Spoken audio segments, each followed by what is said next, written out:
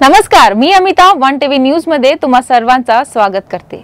अमेरिकेचे अध्यक्ष Donald Trump यांनी जशास तसा आयात शुल्क लागू करण्याची घोषणा बुधवारी रात्री उशिरा केली। भारतावर 26% आयात शुल्क लागणार जाणार आहे, चीनवर 24% आयात शुल्क आकारला जाणार आहे, तर अमेरिकाचा या दणकेचा फटका जगभरातील देशांना बसू शकतो। कृषी, मौल्यवान खडे, रसायन, औषध निर्माण, वैद्यकीय साहित्य निर्मिती, इलेक्ट्रिक वस्तूंची निर्मिती आणि यंत्रांची निर्मिती हा क्षेत्रांना या निर्णयाचा फटका बसेल। अमेरिकेचा 25% वाहन शुल्काचा नकारात्मक परिणाम भारतावरही दिसणार आहे, पण या ऑटो टॅरिफचा अमेरिकेला कितपत फायदा होणार आहे आणि भारताचा किती नुकसान होणार या सर्वात मोठा प्रश्न आहे। अमेरिकेचे राष्ट्राध्यक्ष डोनाल्ड ट्रम्प यांनी 2 एप्रिल रोजी परस्पर शुल्कासह 25% वाहन शुल्क लागू केले होते। हे शुल्क जगातील सर्व देशांना लागू होणार आहे, ज्याचा परिणाम भारतावरही होणार आहे। आता या ऑटो टॅरिफची अमेरिकेला किती फायदा होणार आणि भारताला किती तोटा होणार या सर्वात मोठा प्रश्न आहे। एका अहवालात ट्रम्प यांच्या एका सहकार्याने दावा केला आहे की ऑटो टॅरिफ लादून अमेरिकेला दरवर्षी 100 अब्ज डॉलर्स म्हणजेच 8 लाख कोटी रुपयाचा फायदा होऊ शकतो। दुसरीकडे आणखी एका अहवालात भारताला 25% शुल्कातून 31 अब्ज डॉलर्स म्हणजेच 2.5 लाख कोटी रुपयाचा तोटा होऊ शकतो, ज्याचा सर्वात मोठा परिणाम ऑटो सेक्टरवर दिसू शकतो। ऑटो टॅरिफचा अमेरिकेला कसा फायदा होतो आणि भारताला कसा फटका बसू शकतो हे समजून घेण्याचा प्रयत्न आपण या अहवालात करूया। आता या ऑटो टॅरिफचा अमेरिकेला कितपत फायदा होईल हा सर्वात मोठा प्रश्न आहे।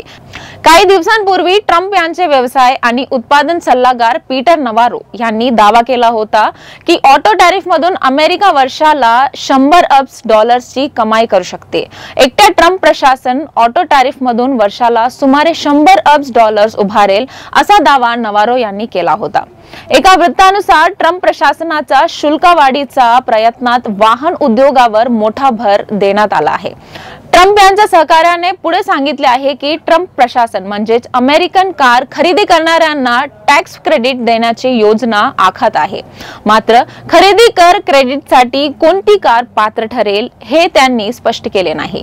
सध्या अमेरिकेच्या ऑटो असेंब्ली प्लांट मध्ये तयार होणार कोणतीही कार केवळ अमेरिकेच्या पार्ट्स पासून बनवली जात नाही आणि बहुतेक त्यांच्या अर्ध्याहून अधिक सामग्रीसाठी आयातीवर अवलंबून असतात। सर्व आयात केलेल्या कारवर 25% शुल्क लावण्याबरोबरच अमेरिकेतील असेंब्ली प्लांट मध्ये तयार होणाऱ्या प्रत्येक कार मध्ये वापरल्या जाणाऱ्या आयात केलेल्या ऑटो पार्ट्सवर अतिरिक्त शुल्क लावण्याची योजना राष्ट्राध्यक्ष ट्रम्प यांनी जाहीर केली। नवारो यांचा असा विश्वास आहे की या शुल्कांमुळे वाहन निर्मात्यांचे त्यांचे उत्पादन अमेरिकेतील प्रकल्पांमध्ये स्थानांतरित करण्यास भाग पाडले जाईल आणि अमेरिकेत अधिक रोजगार निर्माण होतील। दुसरीकडे या शुल्कांमुळे भारताला मोठा फटका बसण्याचा अंदाज आहे।